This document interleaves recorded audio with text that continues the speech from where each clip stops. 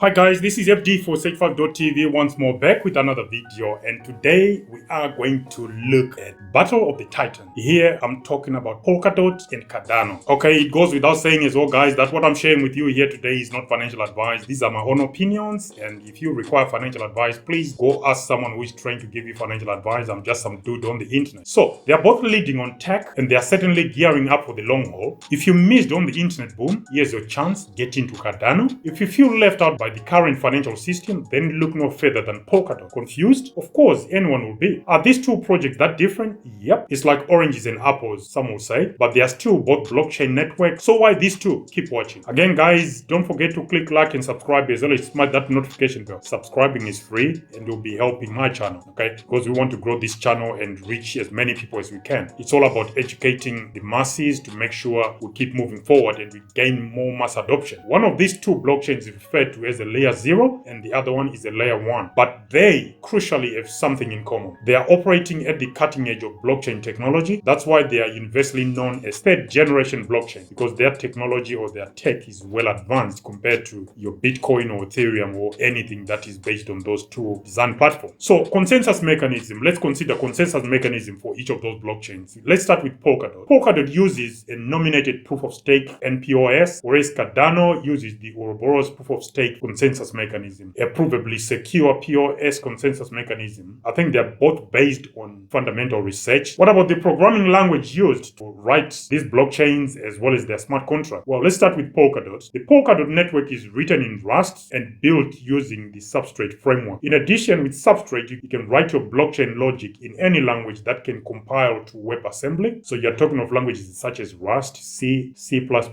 Go, and so forth. And then with Cardano, the blockchain is written in Haskell, a functional programming language, while smart contracts that deploy on Cardano are written in one of three languages. You've got Glo, which is a domain-specific language or DSL, and it's used for writing decentralized applications or dApps. You also have Plutus, a purpose-built smart contract development and execution platform that runs both on-chain and off-chain. And lastly, you've got Malo, which is Cardano's domain-specific language or DSL, and it's used more so for financial contracts. Malo can also be wrapped in any language, which is quite a significant attribute. If you can wrap in any language, that means people can deploy smart contracts in any other language. That enhances interoperability of the Cardano blockchain. So Plutus and Malo are powered by Haskell, a functional research-driven programming language with a basis in academia and industry. This has granted the language a reputation for robustness and the reliability of code, which could help avoid the vulnerabilities and risks associated with smart contracts. So those were some of the fundamental similarities and or differences between Polkadot and Cardano. I know we only picked consensus mechanisms and programming languages. There are other similarities and differences between these two blockchains. We are now going to consider some of the cutting-edge technologies from each of these two blockchains. Let's start with Polkadot. Polkadot's signature technology at the moment is what's known as the XCM or Cross-conensus-messaging. And Cardano's cutting-edge technology at the moment we think is going to be brought in or ushered in by the upcoming VasilHardFork. It is also important here to note that the VasilHardFork isn't actually a technology in itself, but it implements the Cardano improvement proposals that are bringing in the new technological additions to the Cardano blockchain. So let's try and look at these more closely. Let's start with Polkadot's cross-consensus messaging format, or the XCM. XCM is a messaging format and it's not a messaging protocol. XCMP, on the other hand, is Polkadot's cross-chain message passing protocol. It allows one parachain to send messages to another parachain and provides guarantees about the deliveries of these messages. So parachains here are communicating with each other and passing messages between themselves. Polkadot allows parachains to send each other messages as long as they have established messaging channels with each other. XCMP, or cross-consensus message passing, is just one transport protocol and also includes UMP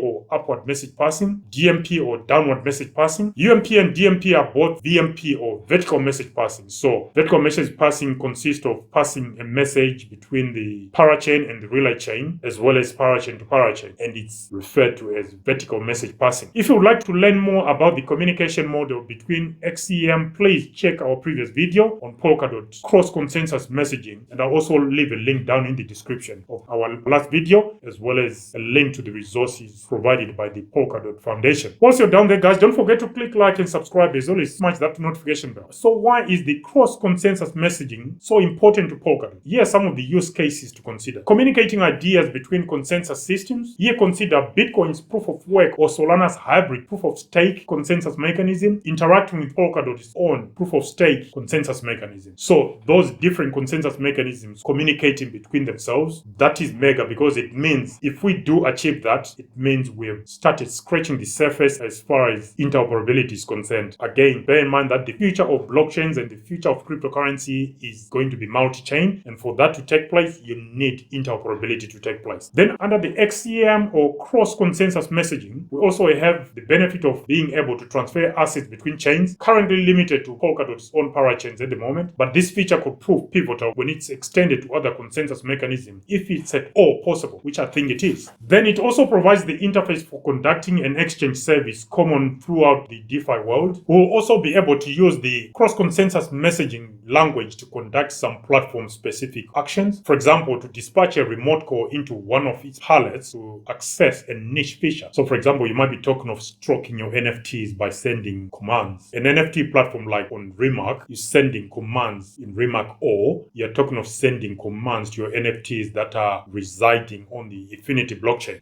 that kind of stuff. Then you also have the remote transfer. This is whereby you can control an account on a remote chain. For example, when you're sending an instruction message on the Infinity parachain to configure discrete accounts using permissions and roles via the cross-consensus messaging format. Here you could do things like reallocating ownership permissions, switching administrative right permissions from one actor or operator to another, resetting operators, signing for transactions, and so forth. And finally, we've got teleporting. Teleporting involves the dual consensus mechanism where two chains are both native homes to an asset with instances or fungible, which can be banned on one chain and minted on the other. Some parachains are already utilizing the halfway house approach where they can ban an asset locally while moving an equivalent digital asset on state mint. This is on the Polkadot network to a different chain. And then we can also support collateralized reserve assets on third-party chains. For example, there may be two chains that want to nominate a third chain, one on which an asset might be considered native to be used as a reserve for that asset. The derivative form of that asset on each of those chains will fully be backed, allowing the derivative asset to be exchanged for the underlying assets on the reserve chain backing it. This might be the case where two chains do not necessarily trust each other, but at least as far as the asset in question is concerned, are willing to trust the native chain of the asset. Okay, now on to Cardano's VasilHardFork. The VasilHardFork is a software upgrade to the Cardano blockchain network and focuses on network stability and connectivity. This is being achieved via the Cardano improvement proposals CIP31, CIP32, and CIP33. Here we are going to consider CIP31 and CIP33, which is Cardano improvement proposal 33. CIP31 is introducing a reference input which allows for the looking at an input without spending it. To put this into perspective, currently to access information stored on the Cardano blockchain, one has to spend the output that datum is attached in crypto speech to burn or melt the output in order to access the information contained inside them. The key idea of this proposal is to use unspent transaction outputs to carry information. For those who don't know what a datum is, datums in transactions are a way to store and access information on the blockchain. In order to access any information contained in them, one must spend the output, which then makes a recreated output a copy of the original, which is now gone. What benefits does CIP31 bring? Number one, inspecting the state, datum, or log value of an on-chain application without spending the output. For example, checking the current state of a stablecoin state machine. And number two, you've got on-chain data providers that store data in outputs to be referenced by other scripts. And finally, you've got single payment associated with multiple transaction inline data. So here you're talking of batching up transactions. So then have CIP33. CIP33 proposes to deal with the logistics of submitting Pluta scripts compiled in Haskell. The key idea of CIP33 is to stop sending frequently used scripts to the chain every time they are used, but rather make them available in a persistent way on chain. This improvement proposes sending reference scripts attached to the outputs, which are then referenced during validation to satisfy script witnessing requirements for transactions. So what are the key benefits of CIP33 or Cardano improvement proposal 33? Well, there is a reduction in transaction fees, which is aiming to significantly reduce the size of scripts used, which bloats the network and slows it down massively. This reduces transaction fees drastically or increases them if this is not addressed. And then you also have the reduction in transaction size, which then increases net throughput. So this is scalability. So it's addressing scalability as well as security. Okay. Yes, the implementation of the VasilHardFork got delayed by a month a few weeks back, but it's happening soon. The timetable to implement the fork is sometime at the the end of July. Fingers crossed. If it can be delayed once, it can be delayed again. So just be careful, watch out for that. Be open-minded that it could be delayed if there are issues that have been found during the testnet. I understand the testnet went live almost a week ago, so it is being tested as we speak. Okay, so side by side, which of these two pieces of tech do you guys think will bring more value to its native chain? Which one will address existing challenges? And finally, which one appeared to be more advanced and well thought out for you? Comments down below. Our thoughts? We think both these two blockchains are going to be key to the future of cryptocurrencies and blockchains in general. We think they are going to see huge mass adoption, and they are also going to gain a lot of popularity with the masses. What do you guys think? Where do you think these two projects are going? Are they going to be here, say, in the next 5 or 10 years' time? We sincerely believe so. Comment down below and let us know. Until next time, guys, this is FD for Sage5.tv signing out. Bye for now.